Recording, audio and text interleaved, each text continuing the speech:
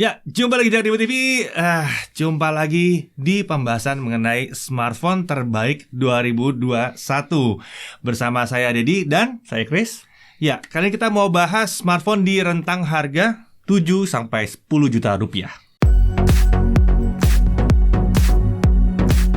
Oke, kali ini kita mau bahas smartphone dari rentang 7 sampai 10 juta rupiah. Jadi jangan nanya kalau smartphone-nya nggak di antara 7 sampai 10 juta rupiah. Yes. Dan tenang, kemarin kita udah bikin yang di atas 10 juta rupiah. Dan nanti kita akan juga bikin yang berapa? 5 sampai 7. 5 sampai 7. Ya, kemudian 3 sampai 5 juta. Yes. Ya. Lalu ada 2 sampai 3 juta, 1 sampai 2 juta, dan ada satu kategori khusus. Oke. Ya, jadi total akan ada total 7 video tentang smartphone terbaik 2021 versi Jagat Review. Nah, sebelum mulai kita disclaimer dulu. Seperti biasa, biar tidak salah paham. Biar salah paham ya. Jadi Oke. ada disclaimer yang pertama dari kita. Ini adalah daftar smartphone yang masih ada barunya sampai saat video ini dibuat. Jadi kita nggak rekomen barang second. Iya, nggak rekomend merasakan ya. Kemudian Semua smartphone yang ada di list ini adalah yang masuk resmi ke Indonesia atau diimpor langsung oleh perwakilannya, dan kita nggak rekomen barang black market di sini. yes. Terus apalagi tuh? Harga dan ketersediaan itu bisa berubah ya. Yes. Ya kalau kita sekarang bilang harganya sekian, ya mungkin tiba-tiba 1 bulan lagi harganya berubah atau 2 minggu lagi harganya berubah, itu bisa aja terjadi. Dan kita ngecek ini sampai akhir 2021 ya. Yes. Akhir November 2021, sorry. Akhir November 2021. Betul. Dan kalau ada smartphone yang tidak ada di sini, itu artinya apa?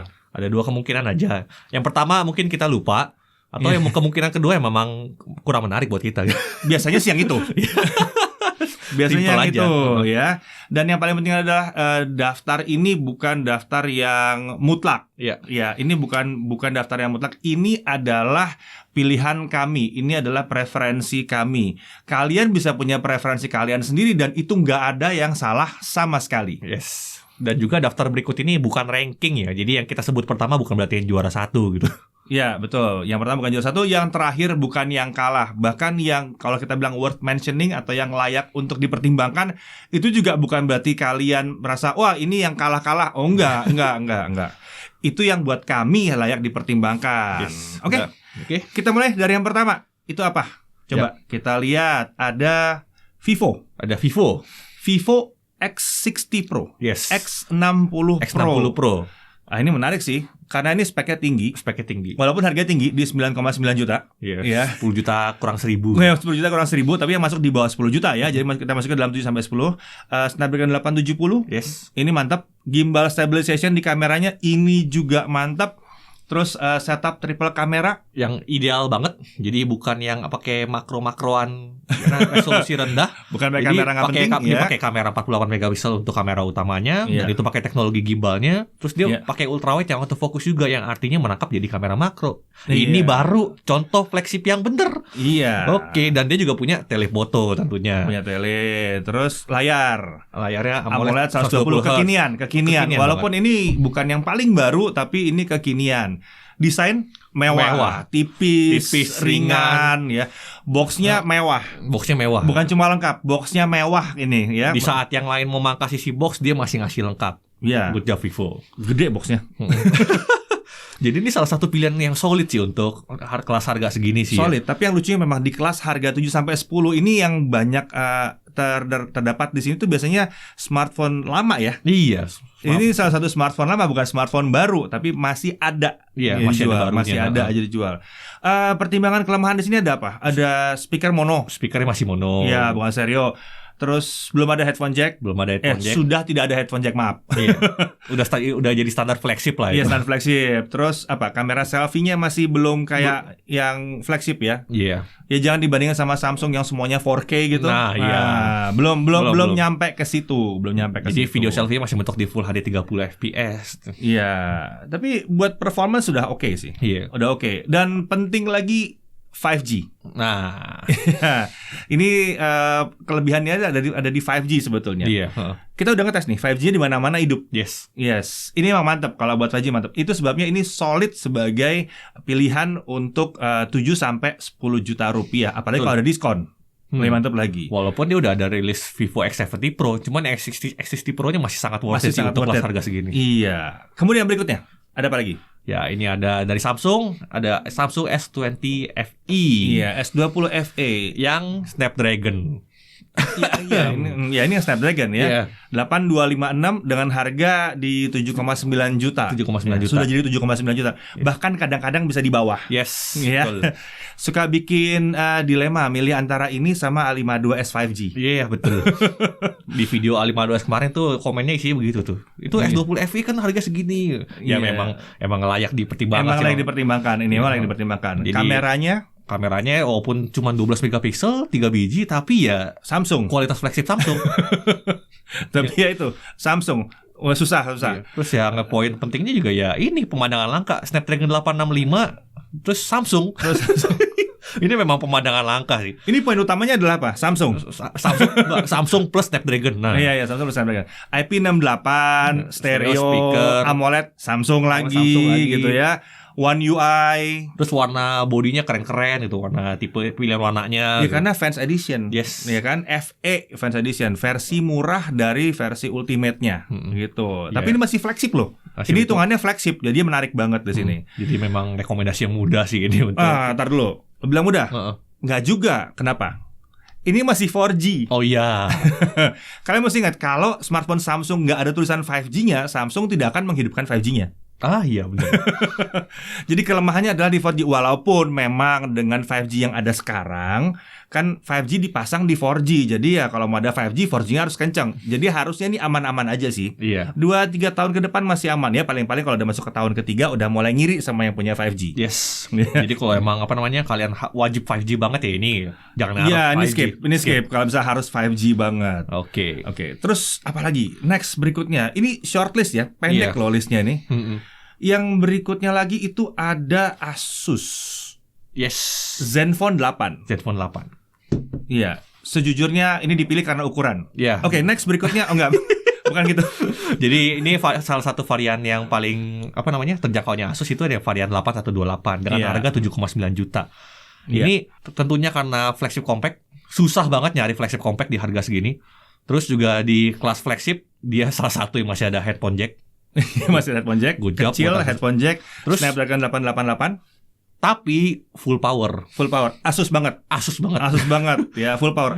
Tangan agak anget-anget dikit sih memang. Iya, jadi tapi karena full power ya. Nah itu kalau mau main game yang lama-lama ya tinggal pakai kipas udah tetap full power. Dari awal nggak di limit performanya. Itu. Terus apa? Stereo speaker. Ada apa lagi? IP68. IP68. Layar AMOLED 120 Hz. Mantap. Ini hampir solid sih, hampir pilihan yang hampir solid. Yang perlu dipertimbangkan cuma 2. Yang pertama, storage 128GB tanpa ekspansi tambahan. Itu agak sayang banget sih. Andai Asus bisa ngasih 256 deh. Udah standar di harga segini harusnya 8256 itu udah jadi standar. Terus apa lagi? Terus suhunya. Karena Snapdragon 888-nya full power ya hati-hati aja kalau kalian main game berat gitu misalnya ya. Saya nambah satu lagi. Apa tuh? Kameranya. Kalau mau diadu sama yang 2 tadi, nah itu berat. Agak berat kalau mau ngadu sama yang 2 tadi. Kameranya lumayan, tapi emang nggak selevel sama yang 2 tadi. Sayangnya di situ sih memang. Mungkin yang 2 tadi memang sangat fokus banget ke kamera. Yes. Ya memang fokus banget kamera. Jadi 3 itu adalah pilihan utamanya kalau buat kami. Tapi masih ada yang lain yang layak untuk dipertimbangkan. Yes. Ada apa aja nih? Yang pertama itu ada Xiaomi Mi 11. Mi 11 dengan storage RAM 8GB, storage 256GB di harga 9,9 juta juga. Ya, itu resminya ya. Itu resminya. Siapa tahu turun nanti kan. Jadi kenapa masuk honorable mention ini udah mulai susah nyari barunya gitu. Tapi mungkin kalau kalian nyari mungkin masih sempat ketemu ya. Ini masih layak dipertimbangkan. Ini masih layak dipertimbangkan. Dan ini Mi series. Jadi ya kalau soal iklan-iklan aman ya. Ini AMOLED-nya keren. Jadi bisa dibilang ini layar smartphone terbaik untuk kelas harga di bawah 10 juta ya. Tuh kayak AMOLED 120Hz ini layarnya emang mantap. Terus speaker mantap. Desainnya tipis, keren juga. Tipis dan keren gitu. Tapi ya emang ada beberapa pertimbangan sih gitu. Apa tuh? Intinya selama kalian gak main Genshin ini tetap ngasih pilihan yang bagus kok gitu. Sesimpel itu. Jadi kalau ada nanya Mi 11 oke gak? Oke. Lu main Genshin gak? Main, kalau main jangan. Udah sesimpel itu gitu. Karena performa Snapdragon 888-nya di limit jauh. Iya, dia ngelimit ya, bukan Snapdragon yang nggak sanggup, dianya ngelimit. Yes. Iya, di situ. Sebetulnya sesungguhnya ya, kalau ini masih gampang dicari, ini masuk dalam kategori rekomendasi utama kita. Yes. Dan masalahnya cuma karena agak susah dicari. Jadi buat kalian ini bisa berubah. Yeah. Ya, tergantung kalian bisa nemu apa enggak. Betul. Kemudian berikutnya ada apa lagi? Yang menarik ini ada Vivo X60 sini. X60. Oh, ini juga cakep sih sebetulnya. Yang Pro jadi rekomendasi, yang 60 jadi pertimbangan. Pertimbangannya tuh sebenarnya karena ini sih storage-nya 128 GB juga. 128 lagi 128 ya. Andai 256 itu langsung mudah naik ke rekomendasi gitu. Iya. Tapi ya terus pertimbangan lainnya, kalau yang Pro tuh dia punya gimbal teknologi, kalau yang ini dia OIS aja. Tapi udah lumayan kok. Ya gimbal itu OIS yang itu versi lebih canggih lagi. OIS turbo. Itu frame ini juga di materialnya plastik ya. Materialnya nggak semewah yang nggak Pro. semewah yang Pro, tapi performance segala oke nih. Snapdragon 870. Iya, ini oke. Ini mantap banget. Ini mantap banget. Kalau kalian cocok sih ini nggak ada masalah. Dan lagi-lagi 5G-nya beres. 3 operator nggak ada masalah. Yes. Iya. Lalu kemudian apa tuh? Dari iPhone. Ini kayaknya ini bertahun-tahun masuk terus deh. iPhone XR, iPhone XR ya. Storage 128, ini masuk di sekitar 8 jutaan. Iya. Ya. Mungkin penampilannya nggak boba-boba amat, ya. Tapi penampilan Instagram kalian akan mantap sekali. Yoi. Kalau yang kalian kerjanya di sosial media, ngadain Instagram banget, kalian misalnya pokoknya pengen kualitas konten Instagramnya bagus, udah deh. Ya udah, ini iPhone udah selesai. Ya ini. iPhone yang ini mantap, layar udah cukup oke, besar gitu ya. Ya bukan layar kekinian kayak yang lain, tapi layarnya besar dan ini layarnya iPhone. Layar iPhone. Iya, beres warnanya semua beres. Kalau pengguna iPhone nggak peduli resolusi berapa gitu. Iya, pokoknya layar bagus aja. Udah benar aja gitu ya. Yes. Software update-nya juga masih panjang. Ya, masih panjang. Ya masih jalan lah. Kita nggak tahu tiba-tiba berhenti kan. Dan ini salah satu iPhone yang paling terjangkau dan masih relevan sekarang. Betul. Ya, gitu. Walaupun dia pakai A12 Bionic tapi tetap aja itu masih kencang banget, cuy. Yes. Terus ada apa lagi nih? Habis. Dalam listnya udah habis. Udah. Iya. Ini mungkin ada yang nanya nih, kemana Huawei? Masih agak susah untuk menyarankan di daftar ini untuk Huawei, walaupun Huawei juga nanti akan ada yang menarik di kelas harga segini. Pada saat video ini dibuat kita masih belum bisa ngomong. Iya. Nggak boleh tarik di sana aja. Jangan. Nggak boleh ya. Huawei akan menarik sekali kalau memang kalian tidak butuh dengan Google secara intensif, karena dia udah punya banyak fitur nih, terutama di Harmony OS itu udah punya banyak fitur. Jadi kalau misalnya nggak ada masalah dengan itu bagus sih, keren sih kameranya segala itu keren, terutama kalau dapat yang Harmony OS itu kode banget sih. Iya.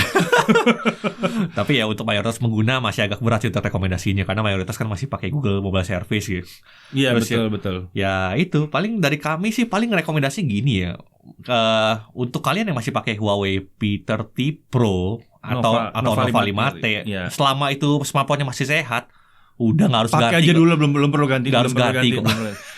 Daftar smartphone yang ada di sini belum benar-benar bisa mengalahkan P30 Pro. Belum. Megang P30 Pro paling kalah cuma di warna layar. Iya. Layarnya tuh AMOLED tapi ya udah begitu gitu. AMOLED berasa IPS tuh ya itu tuh. Kayak gitu. Jadi itu masih relevan kalau emang kalian masih punya ya. Iya, betul. Jadi emang ini shortlist banget nih. 7 sampai 10 ini sejujurnya nih ya, 7 sampai 10 buat kita adalah rentang harga yang kurang menarik. Yes. Setidaknya sampai saat ini kurang menarik. Mungkin di Januari ada yang menarik. Nah. Mungkin Januari 2022 akan ada yang menarik ya. Iya. Oke, kalau gitu sampai di sini dulu ya rekomendasi kita untuk 7 sampai 10 juta, dan kita nanti akan lanjut lagi di 5 sampai 7 juta. Saya Dede Irfan, saya Chris. Sampai jumpa lagi di Jagat Review TV.